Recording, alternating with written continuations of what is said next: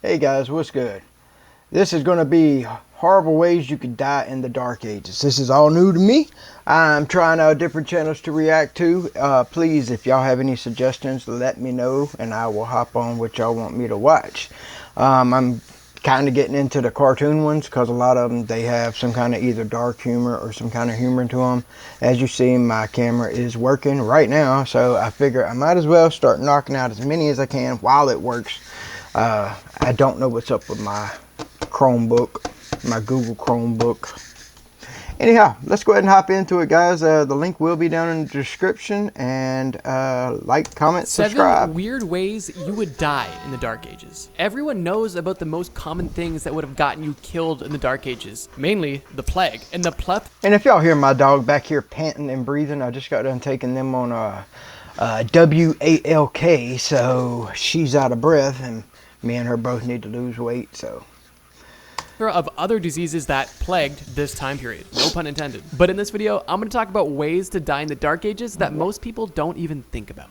Number 1, bad eyesight. For most of history, eyeglasses just weren't a luxury that most people had, and considering eyeglasses only became more commonly used in the 14th century, even then it was only affordable for the wealthy. In the Dark Ages, if you were born with bad eyesight, you'd better hope you were born into wealth, as having money would determine whether your eyesight was a minor inconvenience or the cause of your literal demise. Now, I know I'm a sound dumb, and yes, I know I could go look it up if I remember at the end of it. I don't want to take it off the video. But when he says 14th century, I'm assuming that means AD, not BC. Because, I mean, there is both, but I guess they have, maybe they say BC if it's before Christ. I don't know. I'm an idiot. You might be asking, how did being rich help you if you were born with bad eyesight? Well, for starters, rich people didn't need to use their eyes nearly as much as the peasants, which might... That's exactly what I was going to say. I was going to say, damn. Yeah, they don't need to use their eyes as much as using someone else's. I wasn't going to say peasants. But. Sound ridiculous today, but considering literacy rates were only about 5% back then, wealthy people didn't need good eyesight as much as they need it now. In some rare instances, having bad eyesight was actually helpful to those in the elite class. For example, Queen Elizabeth I was actually short-sighted, and author John Howard actually wrote in his book, The Annals of Queen Elizabeth I, that she was sweet and lively, but short-sighted. Here's the thing, most people didn't know that, and despite this, people are said to have admired her eagerness to be close and personal with her people, which ironically, she only did because she couldn't physically see them until she was close enough to smell them. Now, you didn't have to just be a king or a queen to be able to get by in life with bad eyesight. If you were at least upper middle class and had some access to wealth, your bad eyesight could also be less of an inconvenience because if you had the money, you could simply hire a servant to be your eyes for you. Literally a seeing eye person. Bartholomew, what is that? That's a stick. Bartholomew, what is that? That's a smaller stick. Bartholomew, what is this? That's Oliver. What's an Oliver? Oliver is a peasant. Oh, a poor. Okay, let's keep going. You know, it is so hard for me to see. Ah! But here's the thing. We're talking about most people, not the elites or not the wealthy. In the Dark Ages, wealth was not common. As a medieval peasant, doing manual labor such as plowing the fields while being almost legally blind didn't exist. When he said that, I thought he was going to go for even darker, or not dark humor, but mind in the gutter, plowing, you know, get it. Exactly guarantee your odds of survival. As a medieval peasant in the Dark Ages, almost every job that you were doing to survive included some level of physical strain and danger. And if you take away your sense of sight, your accuracy goes out the window and your chances of accidentally offing yourself go through the roof. Hey. Yeah, mine was a table saw, not a chef knife though. But hey, it come down this way, not this way. It was the wrong way. Here's a few examples. Wasn't fun. Going Don't do on a it. night walk and not noticing the pack of wolves stalking you in the bushes. Chopping wood, missing, and cutting your foot off. Working as a blacksmith and literally touching anything that's hot, getting a burn injury and having that get infected. Eating rancid food or things that aren't... That should be more of a smell thing. I don't have to see that it's rancid. You should be able to smell that it's rancid. even food at all. Going on a walk during the day and literally just getting lost because you can't see any landmarks. Bumping into the wrong guy with a sword. And of course, being terrible at jousting or even having to go to battle. That already has a basically 0% survivability rate, but I've never heard any stories of any famous blind knights. Next up, we have being born. Life isn't fair, but especially in the Middle Ages, life was even less fair. With an infant mortality rate between 300 and 500 infant deaths per 1,000 births, your chances of getting spawn killed by the Grim Reaper. Wow, so you got anywhere from a 30 to a 50% chance of dying, or 50 to 70% to live. Wow, damn, 50-50, flip a coin. Was only a little bit better than a coin flip with Freddy Krueger. To give you some perspective, as of 2024, currently, the worst infant mortality rate in the US is only 5.34 deaths per 1,000 births, or 0.5%. Now, surprisingly, in the Middle Ages, if you lived past childhood, odds were good that you'd live and die in your 60s or even 70s. Like I've mentioned in another one of my videos, the idea that people only lived into their 30s is only a statistic because the infant mortality rate was so high, making... Yeah, but I thought a lot of people did die between their 30s, 40s. I just don't remember hearing about some 80s and 90s back then. Then again, I guess I didn't really pay attention to a whole lot of it. But what I did pay attention to, it seemed like, 45, you're grandpa. Hey, I'm a grandpa. The average 45. life expectancy far lower on paper. People didn't die at 30, but almost 50% of people didn't even see the age of 1. To give even more perspective on how bad the infant mortality rate was in the Middle Ages, even if you were... Well, they sure were populating this earth, so they must have been spitting them out, son. Born in Afghanistan today, which as of 2020 has the highest infant mortality rate in the entire world. They only have 42 deaths per 1,000 births, or 4.3%. You'd still have a 10 times higher chance of surviving in modern day Afghanistan than you did in medieval Europe. But to add insult to injury, this number also affected the women giving birth in almost equally horrifying numbers. Now that I can see, because I'm sure there was some that went wrong. Plus they had a lot of no clue of what they were doing. Not the women, I'm talking about the people helping them. For example, in 1420s Florence, giving birth was responsible for 1 in 5 of all deaths of married women, with one of the main factors contributing to this maternal mortality rate being infection. Not so surprising. They really didn't have the proper medical equipment or knowledge to make childbirth safe for mothers or children in medieval times. And in case this was just not upsetting enough, during this time for women, after they gave birth... Like seriously, I mean, I watched something where it was not Boston Marathon, the first marathon, 1904 marathon. They didn't give these runners, and I want to say it was like a 15-mile run. 2 of them had no shoes and from Africa, and then 10 of them they were just regular old people, and then you had some that had ran before, but they gave them I think it was egg whites and strychnine. And then gave them brandy. They wouldn't give them water. One of them had ruptured his stomach lining and was throwing up blood and stuff. It's like insane. It's like they didn't get water was what helps. And then they would get dysentery in a lot of places because they didn't know that dirty water equals infection. They were just going off a smell. They were ordered to remain within their birthing chamber for up to 6 weeks for a period of confinement to, as medieval priests would put it, cleanse themselves. As during this time, it was commonly believed by the masses and religious leaders that a mother's body was made impure by sex and childbirth. Which is just wild because, like, dude, how did you think you got here? Wait, sorry, one sec, guys. My head is getting really itchy. I don't think you guys know this, but I actually have a lot of hair. Oh, and if you think the luscious locks in my head are impressive, then you'd probably be surprised by my body hair, too. Now, I know this may be shocking to some of you, and for your sake, I'm going to shave. Luckily, I have the best help when it comes to personal grooming, and they happen to be today's video sponsor, Manscaped. With their latest grooming and hygiene bundle, the Performance Package 5.0 Ultra, featuring the Lawnmower 5.0. Kind of. Although the there we golden go. age of piracy is considered to be between 1650 and 1720, pirates have been shameless menaces to society for most of recorded human history. What's worse is towards the end of the Dark Ages, governments on both sides of war would actually incentivize pirates by funding their crews in order to use them as ravaging I did hear that even the American colonies had where they would either have you go be a pirate or you could join the Navy.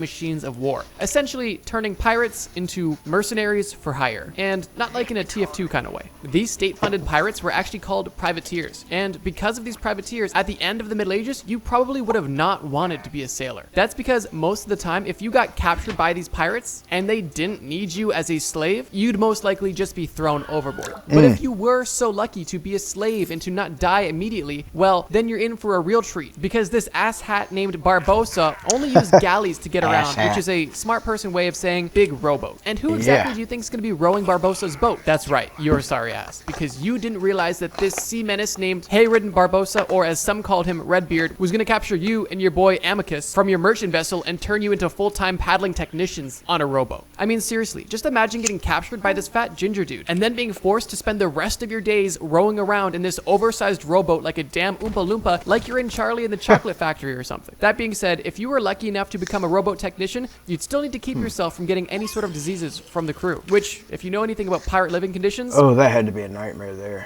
was practically impossible. Oftentimes, the chains they put around your ankle would dig into your skin, opening up your body for infections almost immediately. Needless to say, it's a good thing this guy wasn't alive to play Sea of Thieves, because And I'm sure the next person will get put in that without it being cleaned in any way, shape, or form. Maybe have someone clean it. I don't know, but I doubt it.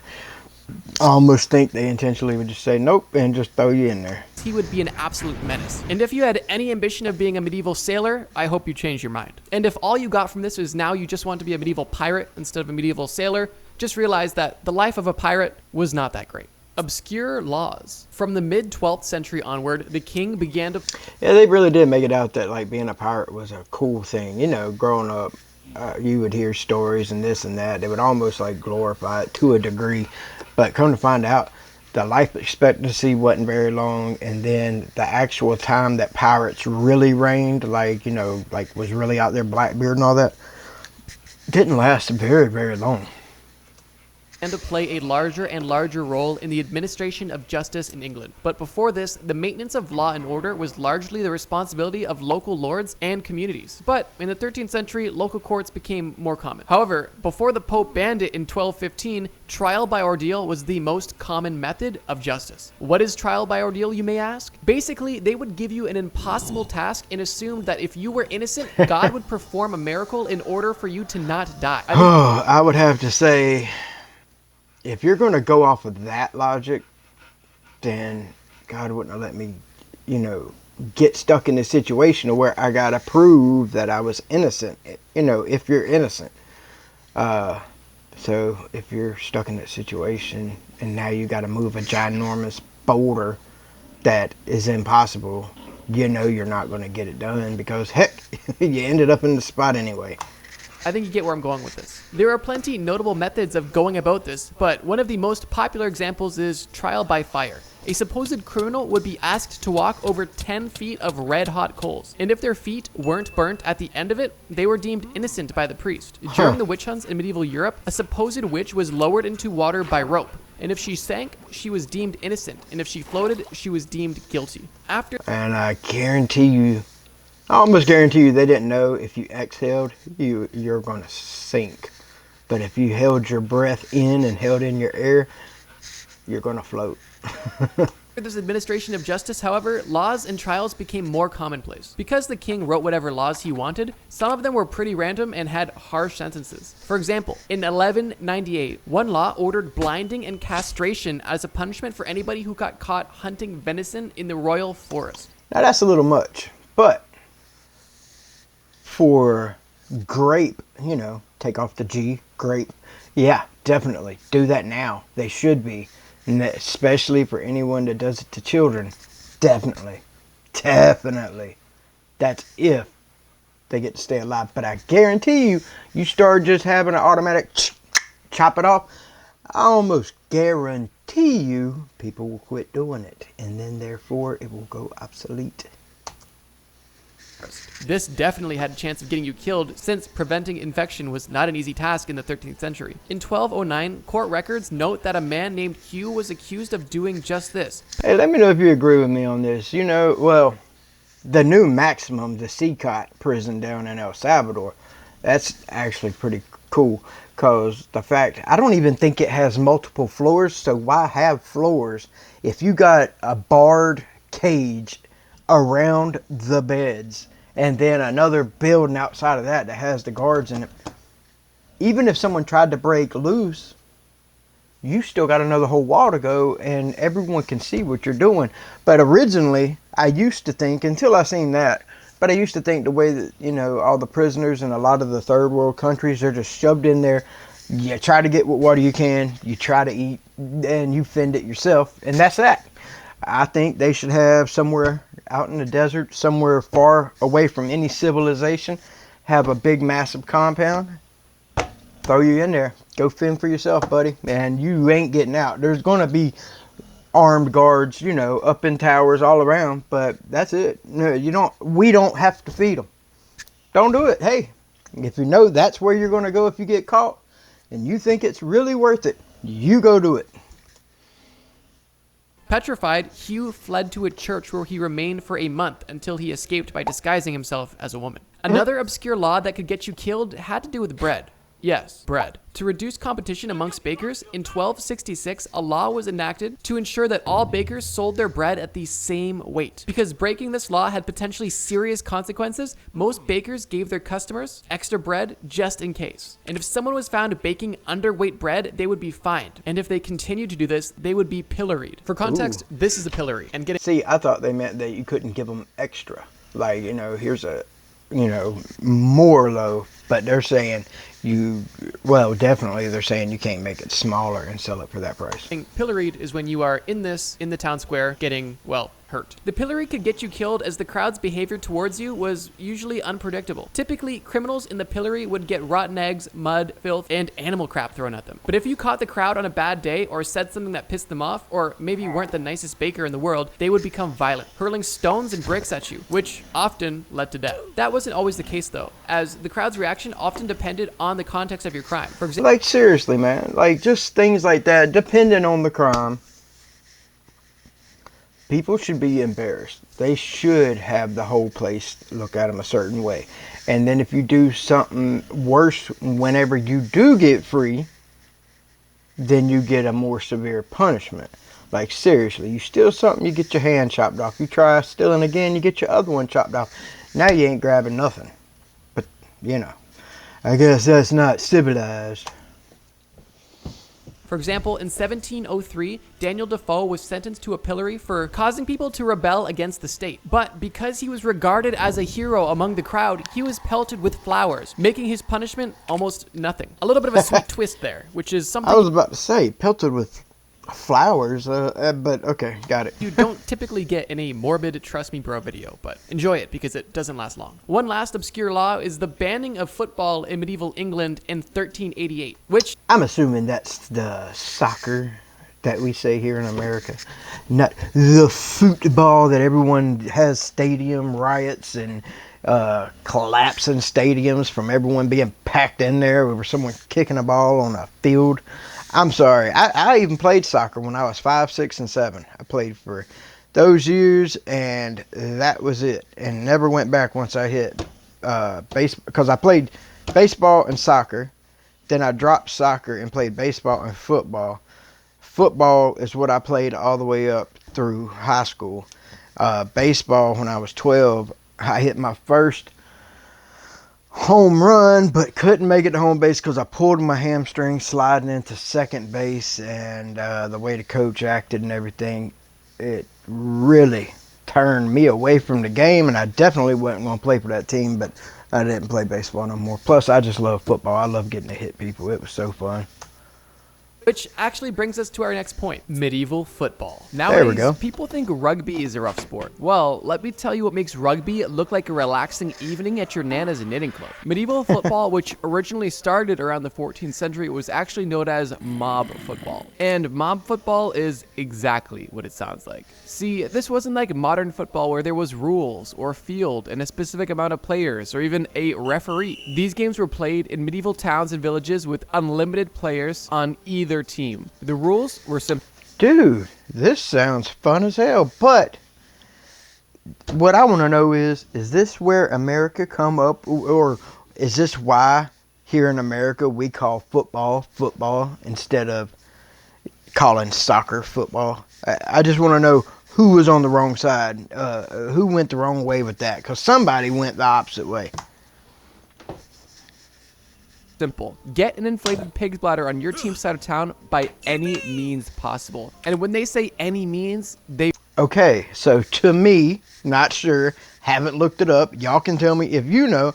But to me, being you're trying to get the bloated pig bladder, aka the ball, to one side of the town, that sounds like you're trying to play on a football field, American football, trying to get the ball to the other end. That sounds like America was right by saying that. But because soccer or football, I mean, yeah, you're still trying to get the ball to the other end, but there's no tackling, nothing like that, no handsies. They really meant any means.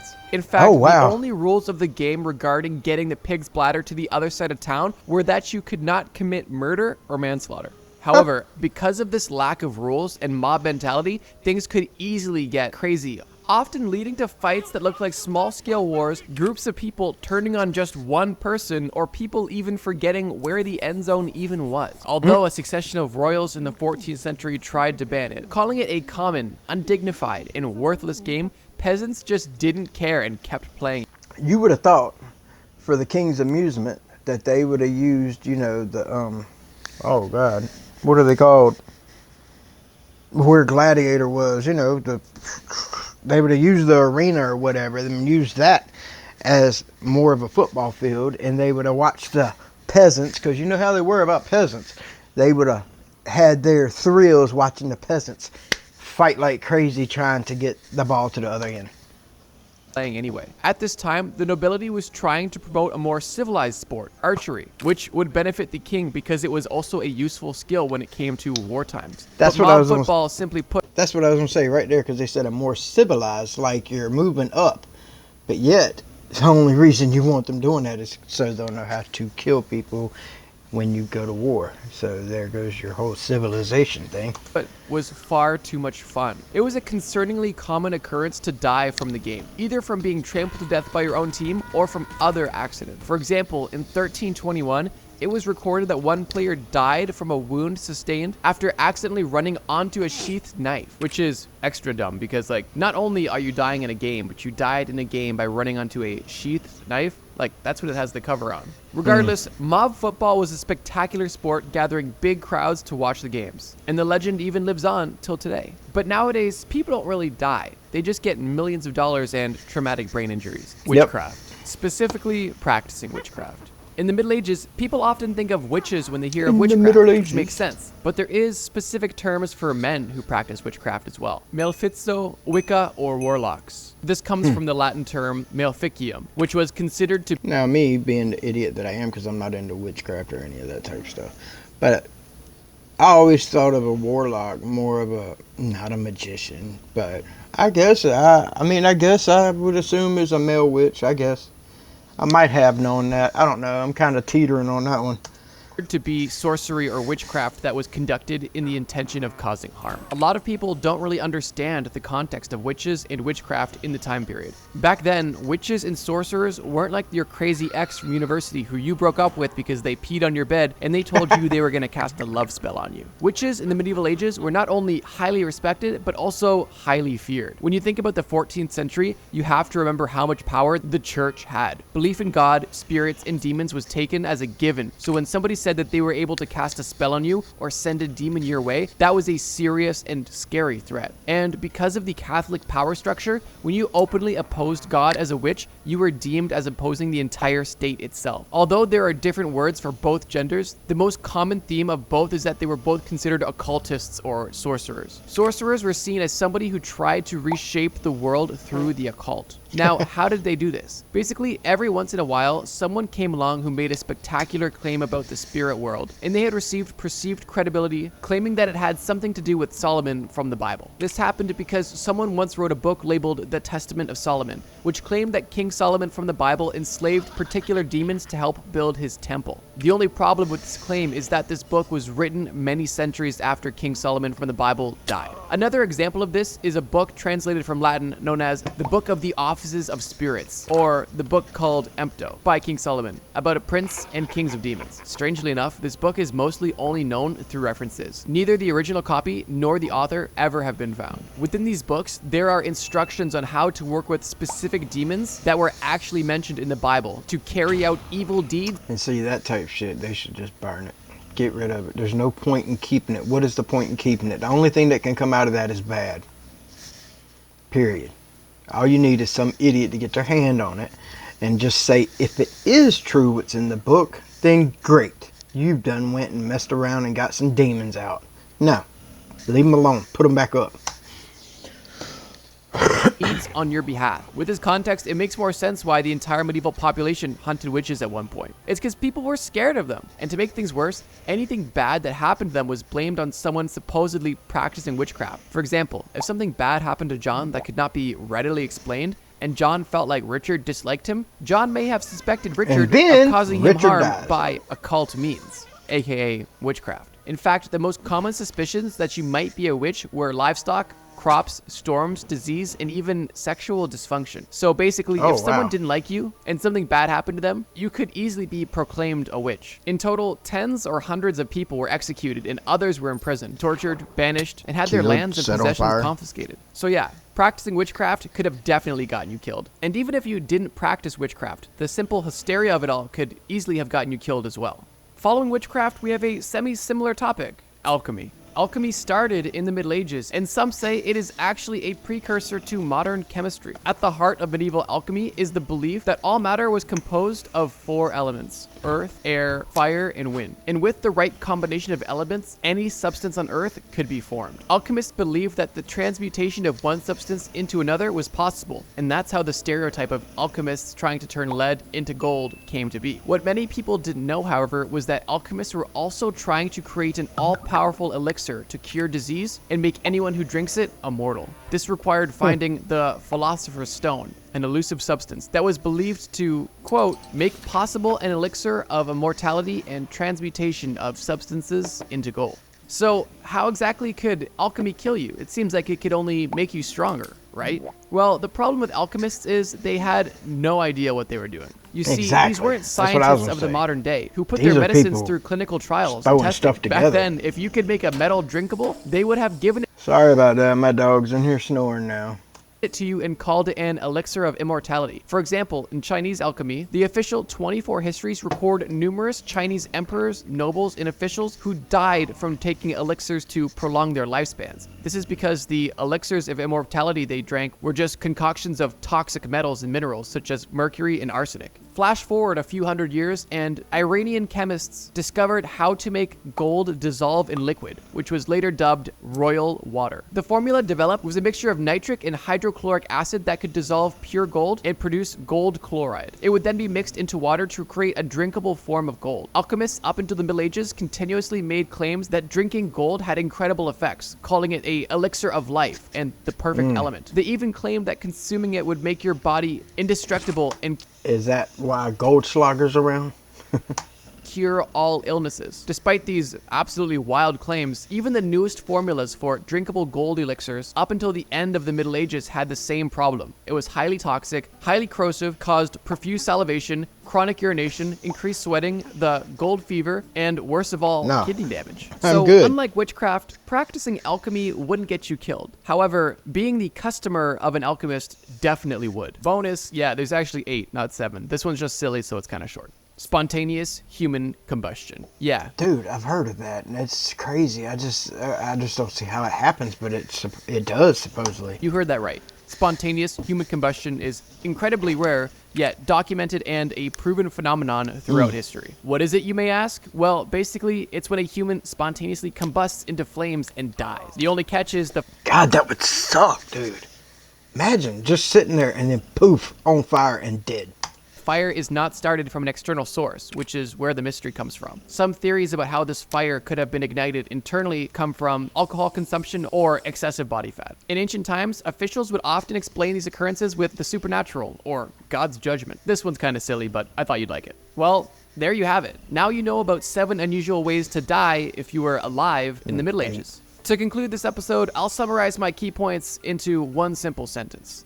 If you ever go back to the Dark Ages, never go on a cruise or a pirate ship. Study every single law that is passed in your area. If someone asks you if you want to play football, don't do it. Don't trust witches or alchemists or drink elixirs, even if the king drank it, or be a witch or a sorcerer or a king who has an alchemist, or make sure that you are not born with bad eyesight, spontaneously combusting into flames, or even born at all. And there you have it, bros. It's that easy. Thank you so much for watching this video. If you want to watch another history-based video, check out this video about what it was like to be rich in every time period. And as always, all right, guys. Well, that is it for this one. It was a very interesting one. Let me know what you guys want me to watch, and I'll definitely get on it as soon as I see something. I'm looking for new things to hop into. Think I'm gonna hop into this one, something Blue Jay. Yeah. Anyhow, guys, I hope you have a wonderful day, beautiful night, whatever it may be. Please like, comment, subscribe. Link will be down in the description. I will see y'all on the next one.